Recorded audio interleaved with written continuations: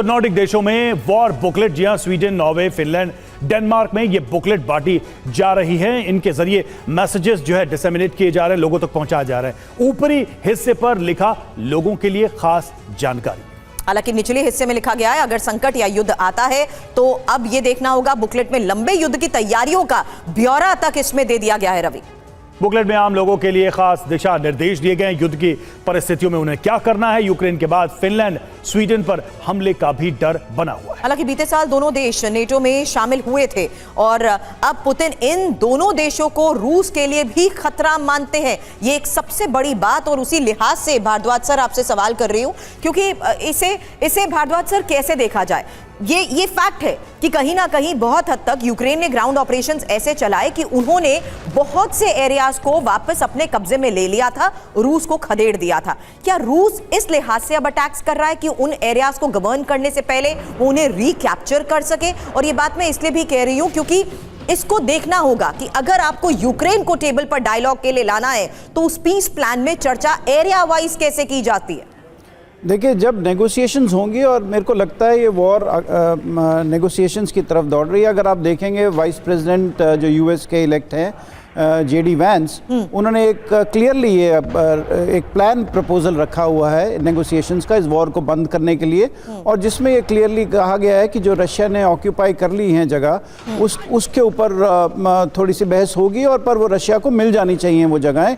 और क्योंकि अमेरिका सोचता है, ट्रंप एडमिनिस्ट्रेशन सोचती है, जब बनेगी तो ये सोचेगी कि वो ये इम्पोर्टेंट नहीं है अमेरिका के लिए कि अगर रशिया थोड़ा हिस्सा यूक्रेन का ले ले।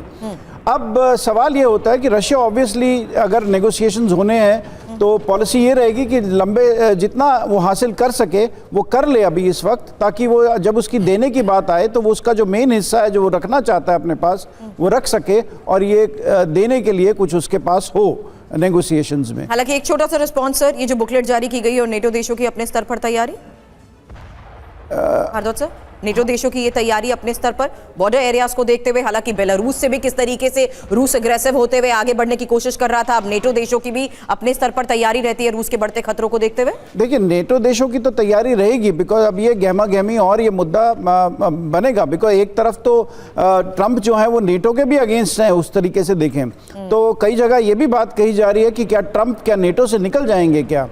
तो इसको सब चलते हुए ये बहुत अनसर्टन मोमेंट है, अनसर्टन टाइम्स हैं अगले 2-4 महीने जो हैं इस वॉर के लिए, पूरी नेटो के लिए, और क्या पूरा सिक्योरिटी स्ट्रक्चर होगा यूरोप में भी और पूरे दुनिया भर में, उसको देखते हुए ये लगता है कि ये वॉर अभी ये पीरियड अनसर्टन पीरियड है, इसमें बढ़ भी सकती है, एस्केलेट भी हो सकती है, मतलब वे फ्लक्चुएट करेगी। बिल्कुल एक अनिश्चितता का माहौल है, और इसी वजह से हर तरह की आशंकाओं को बल मिल रहा है, हर तरह के प्रश्न को बल मिल रहा है। और देखिए, रूस यूक्रेन के डेडलॉक से गंभीर खतरा है। यूक्रेन में न्यूक्लियर हमले की आशंका बढ़ गई है। रूस चीन की नजदीकियों से पश्चिम में चिंता है। अमेरिकी एक्सपर्ट्स ने जताई है बड़े खतरे की आशंका। यूक्रेन में जापान जैसे विनाशक हमले का डर है।